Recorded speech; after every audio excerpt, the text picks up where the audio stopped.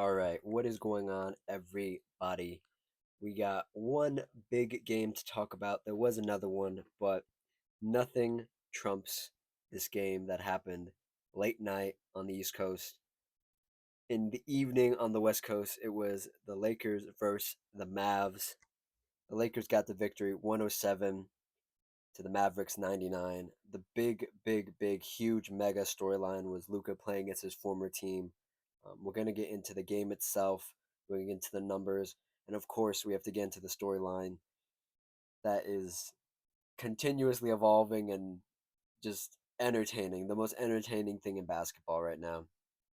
If you like what I have to say, like the video. If you have your own opinions, comment them down below. And if you just like the vibes, consider subscribing.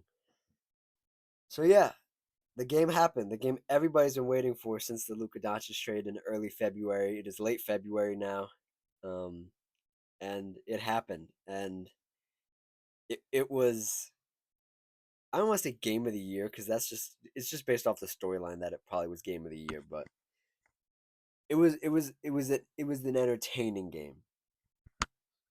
Before we get into the other things about the game, I want to just get into some pregame stuff. Before this game happened, Luka Doncic and Jordan Brand put out a little promo, a little commercial with Luka taking his Luka. I'm not even sure if it really was Luka, but an actor portraying Luka took his license plate, the Texas license plate, off his car and put the L.A. license plate on his car, the California license plate. I thought that was pretty cheeky, pretty cool. And the other thing that happened pregame was that the Mav GM Nico was sitting um, near the scores table watching his guys warm up, and then Luca came out and Nico was like side eyeing him, and he was watching him, and for what's it called for just for posterity. It has been told to me, has been reported that Nico stands there often, not just because it was Luca's. It was the game against Luca. He was trying to, you know, stand his ground or whatever the case may be. He stands there most nights, whether it's at home or away games. He was in a very blue suit and was very noticeable. Um, and yeah, it was just weird. You could tell the vibes were weird. Um, but when the game started, I don't know if they pumped the sound into there. They turned the mics up a little bit to pick up more sound. The sound in the arena was ridiculous. It was crazy. Um, in the crypto.com arena, formerly known as Staples Center. Um, it was a crazy loud. I'm not sure I've heard an arena that loud. Like it was definitely on purpose that they cranked the volume up, but it was just wild to hear it. Even if you had your TV on just a little bit, you could hear the noise in the background of the commentators. You could hear it when the players were near the baseline, at the free throw line. The vibes were electric. Um, let's get into the game a little bit here. Obviously, like I said at the top, the Mavs lost.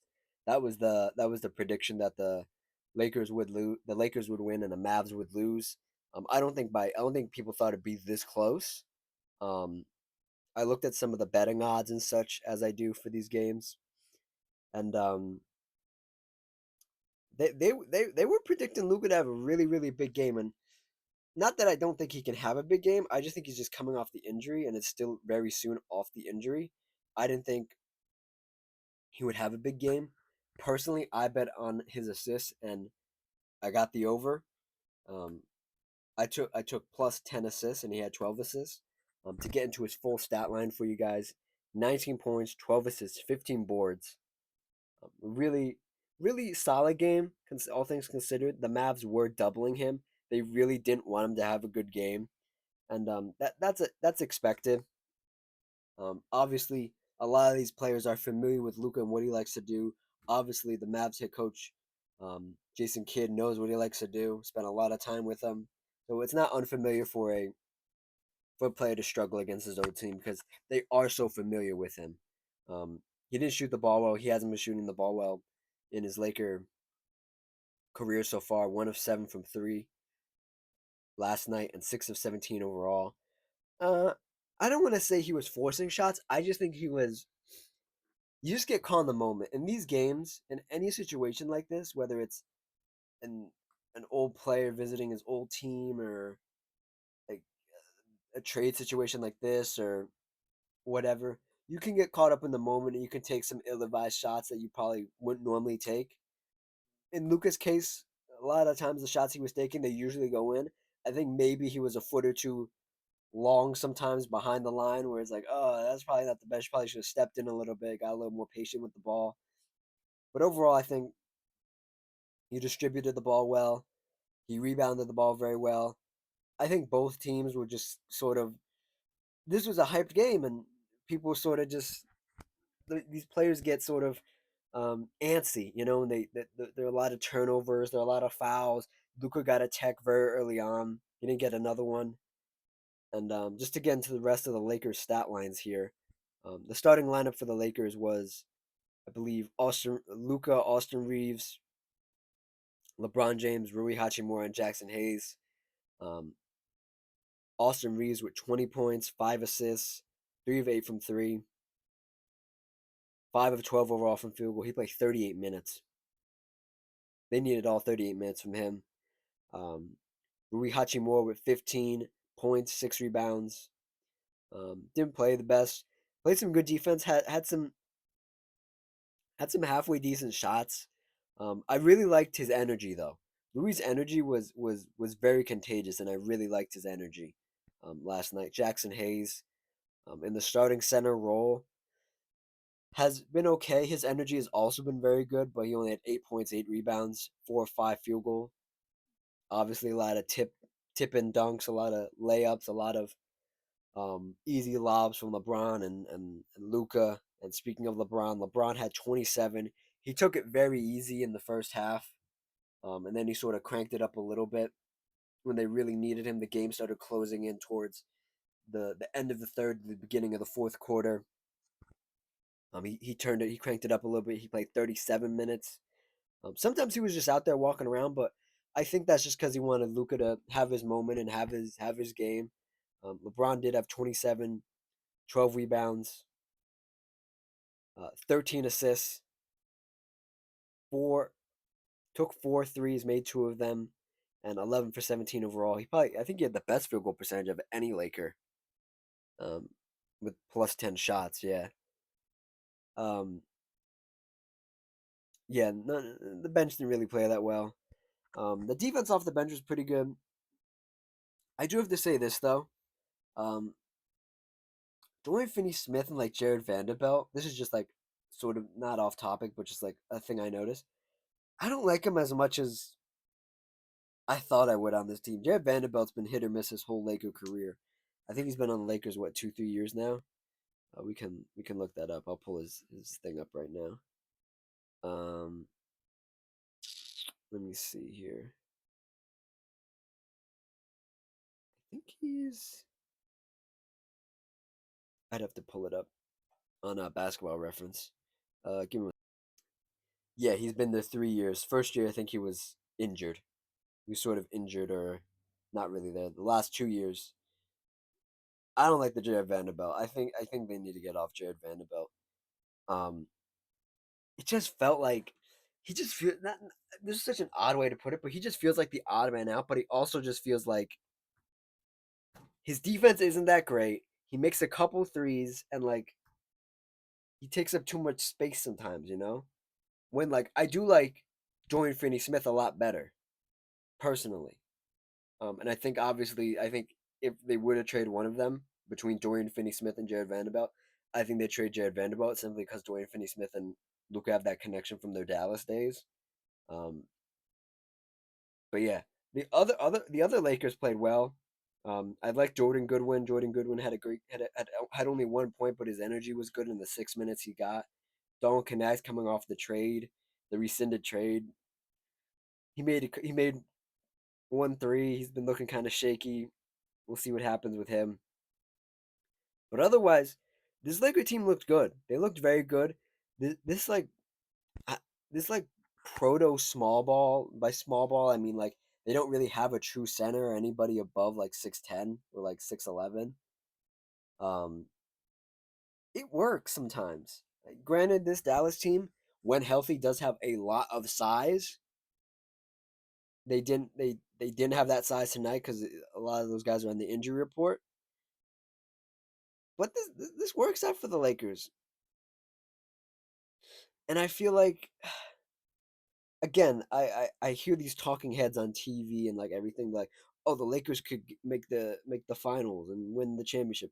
I don't believe that, but I think this is a very good game. This is a game where, like I said, LeBron coasted for a lot of it.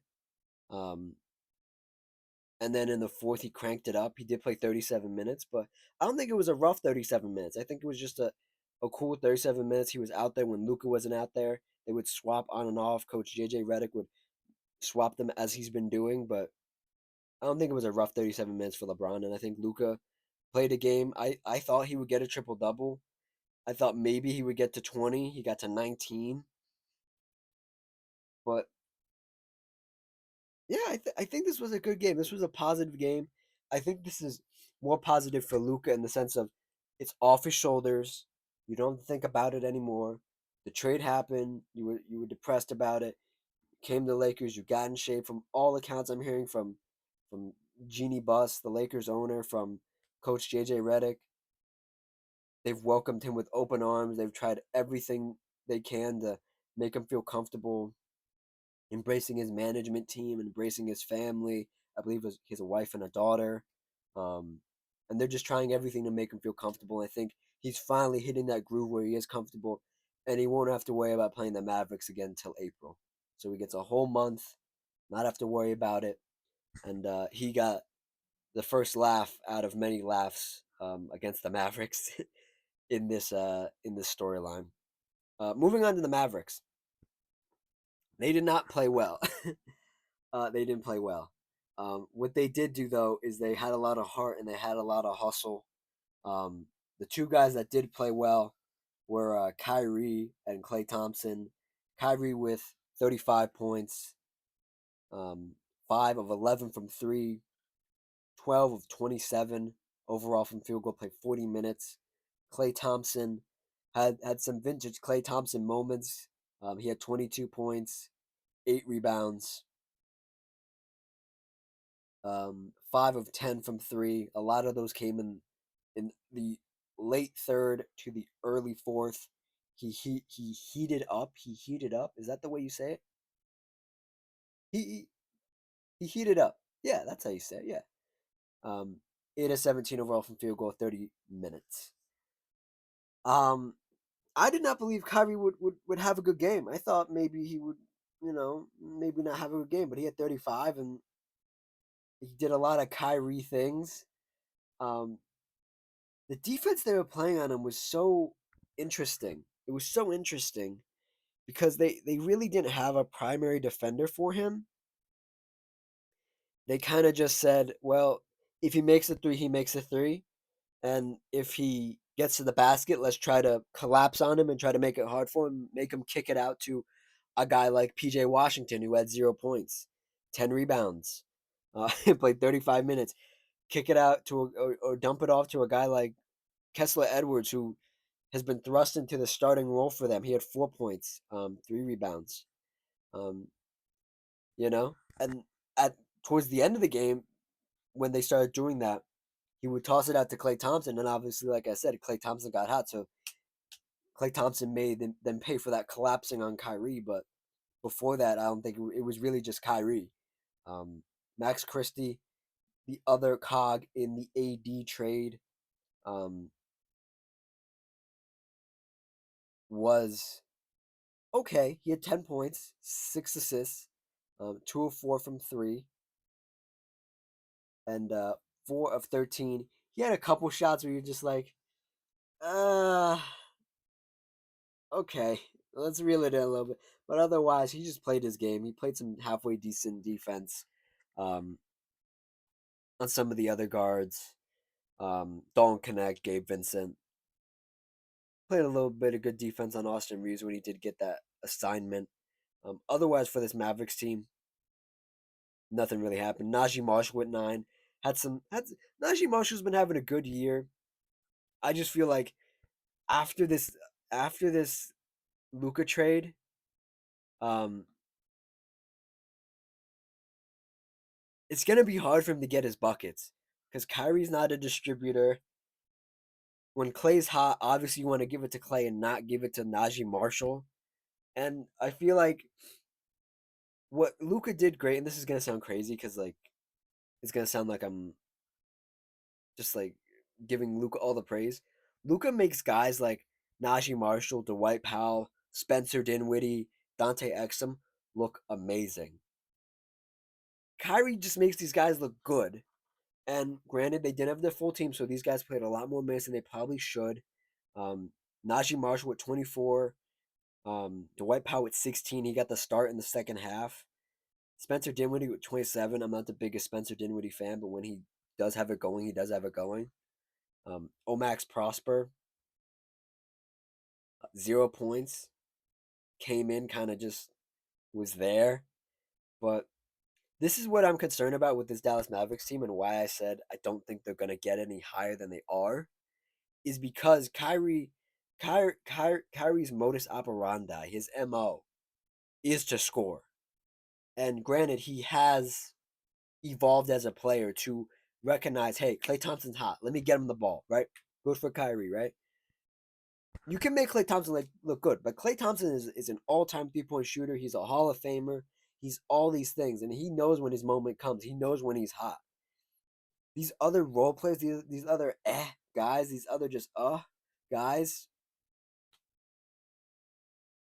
they're not going to look good next to Kyrie and AD. And that's the trouble with having a team built for a player in Luka who's a distributor and a scorer versus and then trading that guy and just making your primary guy in Kyrie Irving a scorer and tell him you have to be a passer as well. That's not his MO. And yeah, this team looked awkward, but this team is so injury riddled right now. We have to wait and see come end of mid March, end of March, see what this team is. But I still don't have faith in it. Um, I'm getting some team numbers, I guess, but I think I told the story good enough. Um, yeah, Lakers didn't shoot the three ball well. Um, Mavericks shot at 10% better. Let's see what else we got here. Mav shot the three throw. Damn, Mav shot the three throw better. Okay, it didn't feel like that, but yeah. Lakers had more points in the paint, obviously. The Lakers had a lot of like just awkward like dump off passes or like over the top passes or just rim out, and they were just slightly bigger or slightly taller, and they would just tip it in, or LeBron would just come in and throw it down. It was crazy to see that. You don't see that stuff happen a lot um, in the NBA. Um, Damn, the Lakers had two. Who was going to tech on the Lakers? I didn't see that part. Biggest lead for the Lakers was 16, and the largest lead for the Mavs was 1. Um, there's one more thing I want to touch on here um, before we get out of here. That came out after the game. This happened this morning. I'm recording this in the afternoon. Um, the Mavs. I'll just say this. I don't know why the Mavs just don't stop just talking about him because there's been a lot of things that have been happening um, post this trade. A lot of just rumors and BS happening. They're trying to like do damage control. See, like they're trying to like convince Mavericks fans. They're trying to gaslight Mavericks fans into thinking Luka was like this horrible, out of shape, obese like guy who was never going to win them a championship. That's what they're trying to do. They're kicking people out of the arena that bring fire Nico signs. They're just doing all this extracurricular bullshit that is just unnecessary. Like you want to move past somebody, the best way to move past something is to just not talk about it. That's the best way. Is just don't talk about it. Just move past it. Especially when you're a team in such a controversial era of basketball, because that's what this is what this era is going to be for the Mavs. It's just controversial. Just don't talk about it. Let it go. They edited him out of like a video, like a hype video, because they got a new master of ceremonies, I think, for the Mavericks arena. Um, I say all this to say this report came out this morning um, from oh man, what was his name? I want to get his name right here for you guys. Um, Sam Amrick from the and the Athletic, two different sources have verified this story. Um, but the Mavs, let me read it for you in full here. The Dallas Mavericks reportedly had an issue with Luka Doncic smoking hookah and drinking beer, per the Athletic. And I quote, make no mistake, the people who witnessed Luka Doncic's last days in Dallas do not paint a flattering portrait of the 25-year-old's professionalism. They call him lazy. They look they talk about the weight issues that were such a frequent frustration within their walls. They mentioned the social habits that the Athletic report on, such as a taste for beer and hookah, which have been points of concern for NBA types since he was a 19-year-old star in Real Madrid. That's the other team he played for in Europe. Um, who entered the NBA draft.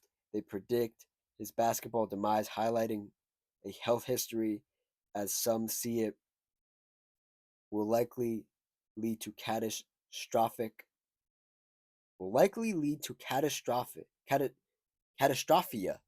That's a new word. I didn't know that was a word. In the next 5 years or so. End quote. Um, I just love that the NBA is just so dirty these days that like they're just going on a smear campaign. Like Luka's like some political opponent, like he's just some war criminal, you know.